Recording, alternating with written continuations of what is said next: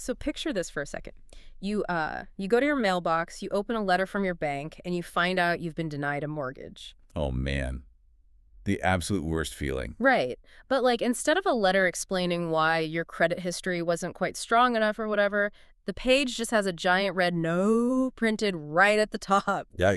Yeah, and underneath it, there's just this dense, totally incomprehensible mathematical equation. Like no human signature, no phone number to call, just cold, hard math basically telling you that your dream of owning a home is over. It's a profoundly unsettling image, I mean, really. Yeah. Because in that scenario, the denial isn't just a financial setback. Yeah. It feels like an actual assault on your autonomy. Exactly. It's so impersonal. Yeah, you're left entirely in the dark without any real recourse or like understanding of the forces that just completely alter the trajectory of your life. And that feeling of helplessness, it isn't just, bad customer service. It is actually a violation of a core human psychological need, Absolutely. which is what we're getting into today.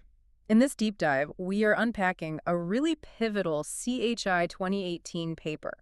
It's titled, it's Reducing a Human Being to a Percentage, Perceptions of Justice in Algorithmic Decisions. It's such a great title. It really is. So we're going to look at the hard data on why algorithmic math feels so, deeply offensive to human dignity, and what actually happens when tech companies try to translate machine logic into, human terms. All right, and the urgency behind this research, it actually comes straight from the regulatory world. I mean, the European Union's General Data Protection Regulation. The GDPR. Great. Exactly, GDPR. Yeah. Actually grants citizens the legal right to receive meaningful information about the logic behind significant automated decisions. Okay, meaningful information about the logic. Yeah, so basically, if a machine denies you a loan or prices your insurance or filters your resume, the law literally says the company must explain why. Which sounds like a genuinely great legal mandate, but practically, that opens up a massive psychological can of worms. Oh, completely. Because what even constitutes a meaningful explanation to a person who just got rejected?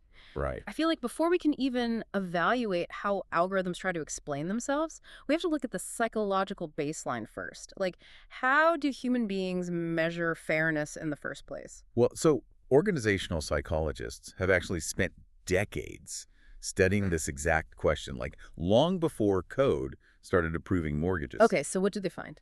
They found that our perception of justice isn't just one big monolith. It actually breaks down into 4 distinct psychological pillars. Okay, let's hear them. So the foundational one is distributive justice. And this simply asks whether the final outcome was deserved. Okay, like did you get the loan or not? Exactly. Did you get the outcome you wanted? Yeah. And was the distribution of that resource equitable based on your actual qualifications? That makes sense. That is the most tangible one, the actual what of the decision. Right. But I imagine people can, accept a negative outcome if they feel like the system itself isn't rigged against them. And that leads us directly to the second pillar, which is procedural justice. Okay. This one evaluates the fairness of the process itself. So regardless of whether you walked away with the loan, were the rules applied consistently? Was the process free of bias? Was it based on accurate information? Exactly. Okay, let's unpack this with a real-world equivalent for a second. If I'm standing before a human judge in a courtroom, Okay. Yeah. I'm measuring distributive justice by whether I win or lose the case, right? Right. And I'm measuring procedural justice by whether the judge, actually followed the law and let both sides speak. Perfect analogy, yeah. But the human element obviously goes deeper than just the rules of the court. It does, and that brings in the third concept, which is interactional justice. It's interactional justice. Yeah, this is the deeply social component. Mm. It asks whether the decision maker actually treated you with dignity and respect during the process. Did they acknowledge your humanity? Exactly. And then the final pillar, which kind of glues everything together, is informational justice. Which means what exactly? This requires the decision maker to provide a candid, thorough, and tailored explanation for why the process resulted in that specific outcome. Got it. So if we stick with the courtroom analogy, we pretty much expect human judges to fulfill all 4 of these. We absolutely do.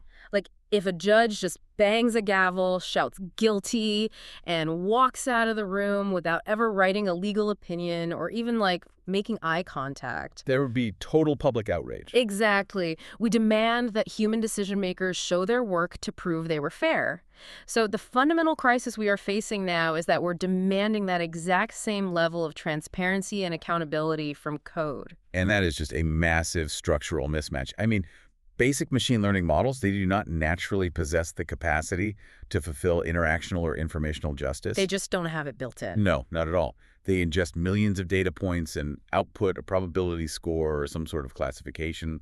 They don't speak English. Right. They don't understand the concept of a legal opinion or, a polite rejection letter. They simply optimize for a mathematical target. But since the law now mandates that these systems provide an explanation, the tech industry is basically scrambling. They're trying to figure out how to translate a high-dimensional mathematical vector into, like, a soothing customer service letter. Which is not easy. Not at all. And the researchers behind our source material, they wanted to test how real people actually react to these translations. Yeah, so they designed an experiment using 5 highly realistic scenarios where an algorithm delivers bad news. Things like having a bank account frozen for suspected fraud. Right, or being bumped off an overbooked flight. Things people can really relate to. But for our deep dive today, the most illustrative scenario they tested involves a 35-year-old woman named Sarah. Okay, yeah, let's talk about Sarah. So the test subjects were given her specific background. Sarah has been driving for 17 years. She had one accident in the past, though.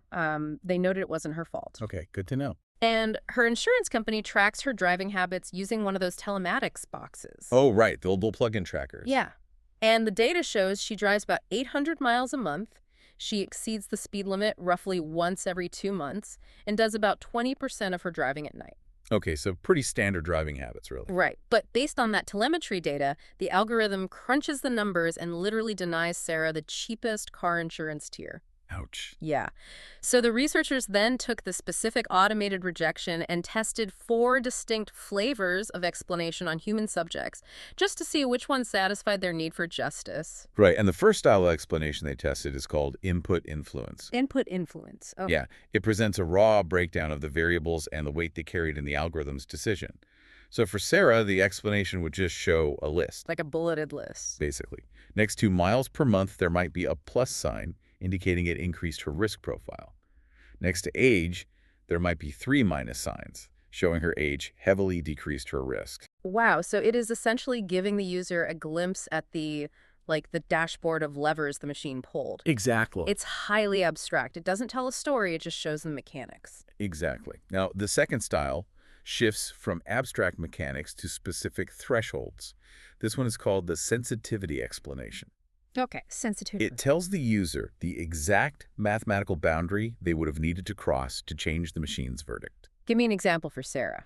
So the explanation for Sarah would read, if your average miles were 700 or less instead of 800, you would have qualified for the cheapest tier.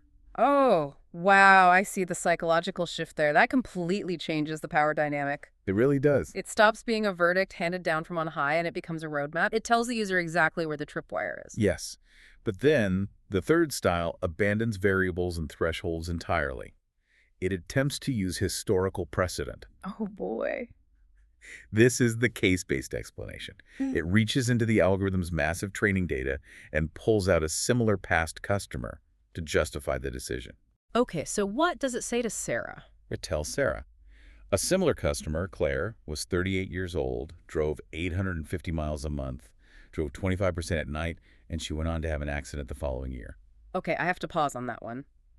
Handing Sarah a rejection letter that says you can't have cheap insurance because this completely random woman named Claire crashed her car, that feels bizarre. It is a little jarring, yeah. It reads like guilt by association rather than like a logical explanation of Sarah's own driving skills. It feels socially bizarre, for sure. But to understand why a tech company would use it, you kind of have to understand the mechanics of machine learning. Okay, explain that for us. An algorithm doesn't view Sarah as a human being with a unique backstory. It maps all of her data points into a multidimensional space as a single coordinate. Just a dot on a huge graph. Exactly. And when the machine looks at the geometry of that space, Sarah's coordinate is sitting right next to Claire's coordinate. Oh, I see. The algorithm is literally designed to cluster similar points together and apply the known outcome of the past Claire's accident to the unknown future of the new point, which is Sarah. So mathematically speaking, Claire is the reason Sarah was denied. That is wild. So the algorithm is just playing a giant game of connect the dots in a, like, 500-dimensional space, and the explanation is just trying to pull one of those dots out and give it a name. Pretty much. But if providing a highly specific individual example like Claire feels too weird or accusatory, what is the alternative? Do they just, like, zoom out and lump the user into a giant bucket? That is precisely the fourth style, the demographic explanation. Okay. Instead of an individual case, it just provides aggregate statistics about the group the person belongs to. So what does that look like? The explanation simply states, only 31% of drivers in your age group qualified for the cheapest tier. Okay, so we have input influence, sensitivity, case-based, and demographic. So the researchers brought people into a lab, walked them through these automated rejections, and gathered their qualitative reactions. And the overwhelming response was, well, a visceral sense of indignity. Yeah? People were furiously offended by the lack of a human touch. The qualitative transcripts from the study are honestly striking. Participants immediately recognized the failure of interactional justice. They felt completely dehumanized. They felt that being evaluated by code stripped them of their humanity. One participant actually summarized it perfectly, saying, this is just simply reducing a human being to a percentage. It's not taking any of his actual ability or success into account. It's just saying, tough luck. Wow. And what's fascinating to me is how quickly the participants started anthropomorphizing the algorithms to express their frustration. Right, yeah. They were describing the computer systems as mean or rude. Which is so interesting. It is, because when a machine delivers a highly specific, mathematically rigid rejection with absolutely no room for negotiation or, like, dialogue, humans naturally perceive it as a hostile social actor. We expect a conversation when the stakes are high. Exactly. And code only offers a monologue. And beyond the lack of conversation, participants fundamentally rejected the underlying mechanism of the technology. They displayed this deep hostility towards statistical inference itself. Because machine learning relies entirely on using the group to predict the individual. Yes. Human beings, however, fiercely protect the idea of their own unique circumstances. Right, and here's where the friction really shows up. If we look at the demographic explanation or the case-based explanation with Claire, the underlying message is the same. You are being punished for what other people did. Yes, exactly. It is like taking a test in school and getting a failing grade, not because you got the answers wrong, but because you happen to sit in the row of the classroom where students historically tend to fail. That's a perfect way to look at it. You would demand the teacher judge you on your own answers, not the kid sitting next to you. And the participants hammered that exact point. They argued that even if someone looks statistically identical to a past customer on paper, there could be endless extenuating circumstances the algorithm just can't see. Right. By flattening a human life into a handful of trackable metrics, the machine is essentially blind to reality. So, amidst all this hostility toward the algorithms, did any of the 4 explanation styles actually succeed in making people feel fairly treated? One style clearly stood out, and it reveals a crucial design principle for automated systems. Humans demand actionability. Actionability? Yes. Sensitivity explanations, the ones that provided the exact threshold, those were heavily preferred. Because it restores a sense of agency. Exactly. If the system tells you if your income was £2,000 higher, you would be approved for this loan, you are no longer just a victim of a black box. You have a tangible target. You know what to do next. Right. You can ask for a raise or pick up extra shifts. You can take action to change the machine's mind in the future. And agency is the antidote to the helplessness we discussed at the very beginning. Compare that to the demographic explanations, which offer absolutely zero agency. Right. A participant reacting to a frozen bank account scenario had a brilliant critique of the demographic stats. They said, what do you do with 1.5% of women have had their accounts frozen? That gives you nothing, no information you can do anything with. Because you can't change your age and you can't change your gender, so giving you a statistical breakdown of those immutable traits just feels like you've walked into a trap. It really does. The demographic explanation doesn't just fail to be helpful, it feels inherently discriminatory. Now, those emotional qualitative reactions tell us a lot about human friction with algorithms. But the researchers needed to know if those feelings actually moved the needle on a standardized metric of fairness. Okay. Does the format of an explanation significantly alter how fair someone rates a decision on a numerical scale? To find out, they ran a series of large-scale, online quantitative studies. So they took these scenarios to a much larger audience, asking them to rate the fairness, appropriateness, and deservedness of the decisions using a standard 1 to 5 scale. Right. And the data revealed a massive quirk in human psychology, depending entirely on how the study was designed. Yeah, they split the experiment into two different testing environments. The first was a between subjects design. Okay, break that down for us. In this setup, a user is placed in a silo. They are shown only one style of explanation repeatedly across all the different scenarios. So they never see the alternatives. Right. One user only ever sees the abstract input-influence variables, whether they are reading about Sarah's car insurance, a rejected bank loan, or an overbooked flight. Okay, so if the qualitative lab study showed that people loved the actionability of the sensitivity thresholds and hated the demographic buckets, you would expect those preferences to show up in the numbers here. You would, but they didn't. Wait, really? They didn't at all. When users only saw one explanation style in isolation, it did not significantly alter their perception of justice. The numerical ratings for fairness were largely flat across all the styles. That is so weird. Why? The researchers attribute this to a powerful psychological mechanism: habituation. It basically comes down to cognitive load, doesn't it? Pretty much. When a human being receives bad news, like being denied a mortgage or having their bank account frozen, the brain immediately focuses on the distributive justice. The outcome? The outcome. The shock of the rejection takes up so much mental bandwidth that the analytical processing of how the information is presented gets completely short-circuited. Exactly. The user looks at the raw facts like, Sarah drives too fast and didn't get the cheap rate, and they just habituate to whatever font, format, or phrasing the system uses to deliver the blow. The brain categorizes it as a negative event and just moves on. The presentation format only matters if the brain is forced to evaluate it critically, and that is exactly what the researchers did in the second testing environment. The within subjects study. Yes.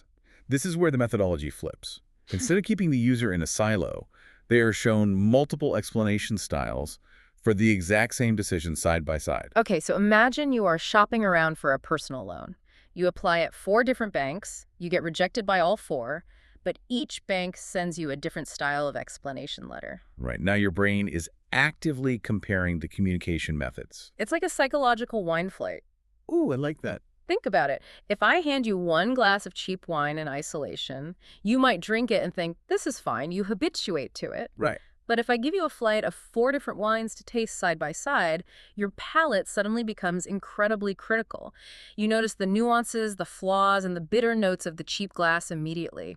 Our sense of justice is highly relative. We evaluate fairness by comparing it to the alternatives. And that relative comparison unlocked the true preferences, and the data showed massive divergence. When people could compare the explanations, the actionability of the sensitivity threshold scored the highest for fairness. Which tracks with the qualitative data. It does. But the absolute shocker of the entire paper was at the bottom of the rankings. Oh. The case-based explanations, the ones pointing to a similar past customer, consistently resulted in the lowest perceptions of fairness, appropriateness, and deservedness. Wow.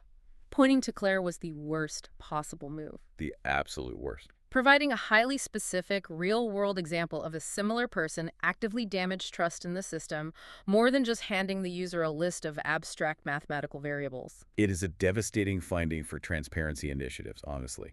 The tech industry often assumes that making an algorithm's logic more relatable and human-centric will build trust. Right. But making the algorithm's clustering behavior visible by pointing to Claire fundamentally violates our expectation of individual justice. It exposes the cold reality that the machine does not see you as an individual.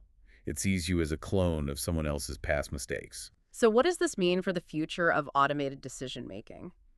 If showing the user a relatable human example of the training data makes them hate the algorithm more, tech companies are heavily incentivized to keep their explanations abstract. Yep. Transparency is literally a double-edged sword. Giving people more information about how the sausage is made just makes them sick. The type of transparency deployed is the only thing that matters here. Slapping a paragraph of text onto a rejection letter just to satisfy a GDPR requirement isn't enough. In fact, some participants in the study were so disillusioned by the explanations that they questioned whether a machine could possess the capacity for fairness at all. I mean, it's a fair question. One user made a really profound observation. They noted that if an algorithm strips away all human context, true fairness might just be a lottery. They literally quoted the villain Two-Face from Batman, stating, "You know what's fair. Chaos is fair." That is incredible. When your user base is quoting Batman villains to describe the emotional experience of using your software, you have a catastrophic user experience problem. You really do. But that quote cuts to the core philosophical tension of this entire deep dive. We are trying to map human moral frameworks, the need to be heard, the need for context, the need for interactional justice, onto lines of code that do not know what a human being is. Right. We demand perfectly unbiased, flawlessly consistent, data-driven decisions from our institutions. But when a computer delivers exactly that, optimizing the math and stripping away all the messy, extenuating human circumstances, we find the result completely undignified. We resent being reduced to the statistical average. Exactly. We want the math to be perfect, but we still demand that the machine treats us like we are special. Those two desires are entirely incompatible. Let's pull all of this together and synthesize the core lessons from this research. The takeaways for navigating an algorithmic world are pretty clear. First, we crave actionability. When judged by a machine, we need to know the specific threshold required to change our fate, otherwise the system just feels tyrannical. Second, the fundamental mechanism of machine learning, using group statistics to predict individual behavior, is inherently offensive to human psychology. We despise being compared to strangers. Nobody wants to be clear. Nobody wants to be clear. And third, our perception of fairness is incredibly malleable. Habituation blinds us to bad explanations unless we have something better to compare them to. So, to you, the listener, the next time an automated system denies you a credit card, sets a strangely high premium for your car insurance, or, auto-rejects your resume before a human ever even sees it, look very closely at the explanation they offer. Seriously, pay attention to it. Are they giving you a sensitivity threshold that restores your agency? Are they giving you a roadmap to approval? Or are they just hiding behind demographic buckets and case-based clustering, basically reducing your entire life to a coordinate in a multidimensional space? Recognizing the psychological mechanics of the explanation really changes how you interact with the system. You stop looking at the rejection as an absolute truth, and you start seeing the explanation for what it really is. A highly engineered attempt to satisfy your psychological need for informational justice without actually exposing the company's proprietary code. And it leaves us with one final, lingering concept to explore on your own. If algorithms inherently struggle with the nuance of human life, like if a machine literally cannot understand that you missed a credit card payment because of a medical emergency, not because you are financially irresponsible, where does this technology ultimately go? That's the big question. Will we eventually reach a breaking point where we intentionally program inefficiency or subjective bias back into these systems? Will we purposely make our algorithms less mathematically perfect simply because a flawed, somewhat biased, human-like decision feels far more dignified than cold, flawless logic? It forces us to ask what we value more, mathematical accuracy or our own dignity. It is definitely something to think about the next time you open your mailbox and find a letter with a giant red "No" printed at the top. Knowing how the machine thinks doesn't change the rejection, but it just might change how you respond to it. Thanks for joining us on this deep dive. Keep asking questions, and we'll see you next time.